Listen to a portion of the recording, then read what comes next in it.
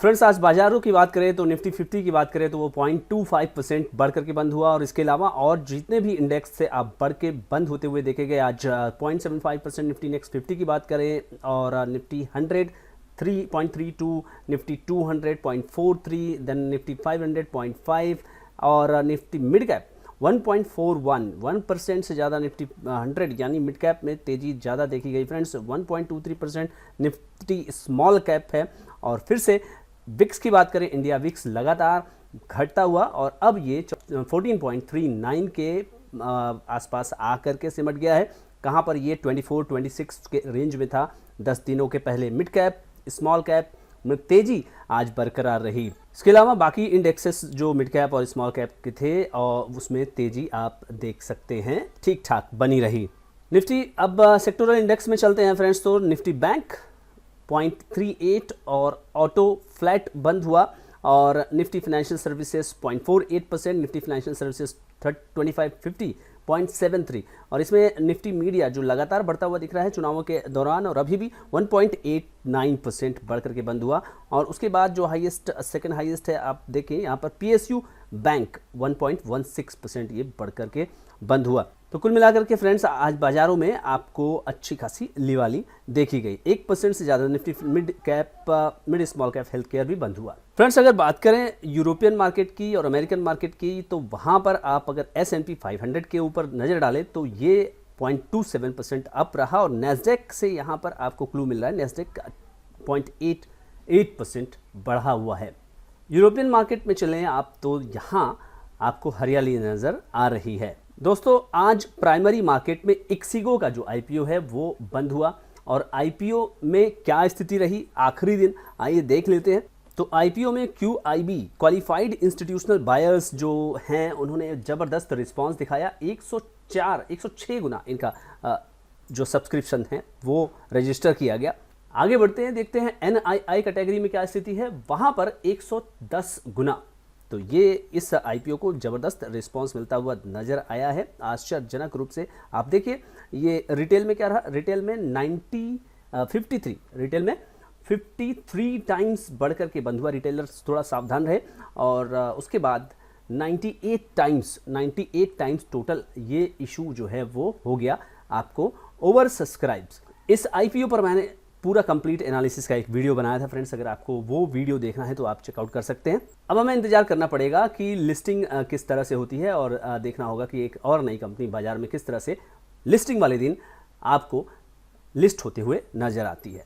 दूसरी तरफ फ्रेंड्स बात करें आवास फाइनेंसरीज लिमिटेड की, कल के एक्शन के बाद इसमें फॉलो ऑन एक्शन आता हुआ नजर आया। आज 3.25% से ज़्यादा ये बढ़ करके बंद हुआ और एक्शन में है स्टॉक। और जैसा कि मैंने कल इस स्टॉक के बारे में पूरी फंडामेंटल एनालिसिस की थी, स्टॉक का जो पी है वो सभी अपने पीयर कंपैरिजन में ज़्यादा है और फिलहाल पी एक्सपेंशन होते हुए नजर आया। कल हमने देखा था 29 पॉइंट समथिंग था और आज 30 के पार इसका पी निकल गया है।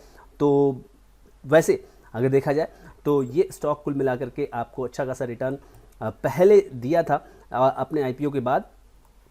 यहाँ से लेकर के यहाँ का रिटर्न अगर आप देखेंगे तो वो है 200%, 266% और उसके बाद अभी ये स्टॉक वहाँ के लेवल से करेक्ट होकर के अब फिर से रिबाउंड दिखाता हुआ नज़र आ रहा है। 63% ये करेक्ट हुआ 25 फरवरी तक और उसके बाद ये रिबाउंड अगेन दिखाता हुआ नज़र आया। इस लेवल की बात करें आप देखें तो 1355, 1350, 1315 इस तरह के लेवल्स ये स्टॉक्स दिखा चुका है और फिर उसके बाद अब ये 1900 का लेवल प्राप्त कर चुका है। तो बाजार ने मौका वहाँ दिया था। जिन लोगों के पास ये कंपनी 1300 के लेवल पर होगी तो या फिर आईपीओ के लेवल पर होगी तो वो इस समय थोड़ा रिलैक्स हो रहे होंगे। दूसरी तरफ फ्रेंड्स आईपीओ के बाद से ही अपने निवेशकों को निराश करने वाली कंपनी आदित्य बिरला सन लाइफ AMC अब एक्शन में लगातार है। अभी 52 वीक हाई पर रजिस्टर करता हुआ ये स्टॉक आज 3.5% प्लस बंद हुआ।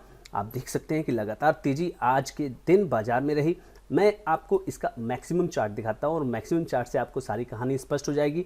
लिस्ट होने के बाद 700 रुपये के आसपास लिस्ट होने के बाद इसने 385 रुपये का स्तर छुआ। 385 रुपये के स्तर के बाद जिस भी बंदे ने 385 पे एंट्री मारी होगी उसका अब 2x होने ही वाला है।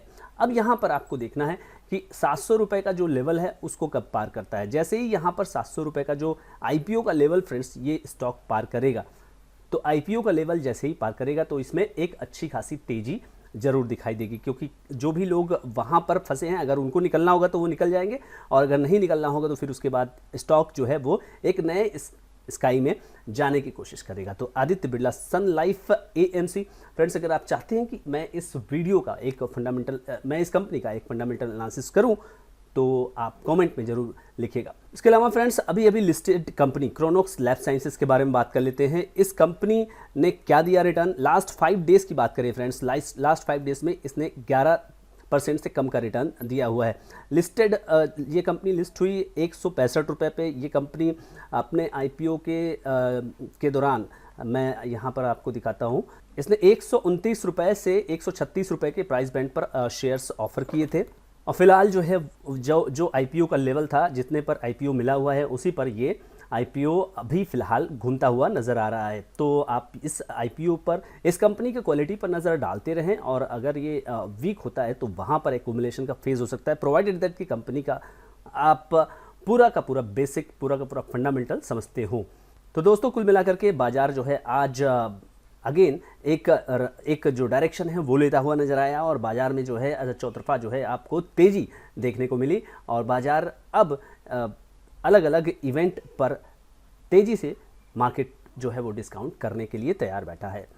उसके अलावा फ्रेंड्स आवास की बात, मैंने कल एक वीडियो बनाया था, उसके अलावा बिरला पर आज मैंने आपको अपडेट दिया, और उसके अलावा क्रोनोक्स पर जो हाल ही में IPO लिस्टेड है। तो इन कंपनियों पर आप ज़रूर नज़र बनाए रखिए, और ये कंपनियां आने वाले समय में आपको फोकस में ज़रूर रखनी चाहिए। तो फ्रेंड्स आपको ये वीडियो कैसा लगा? वीडियो अच्छा लगा तो लाइक करिए, शेयर करिए, सब्सक्राइब करिए। Thank you so much friends.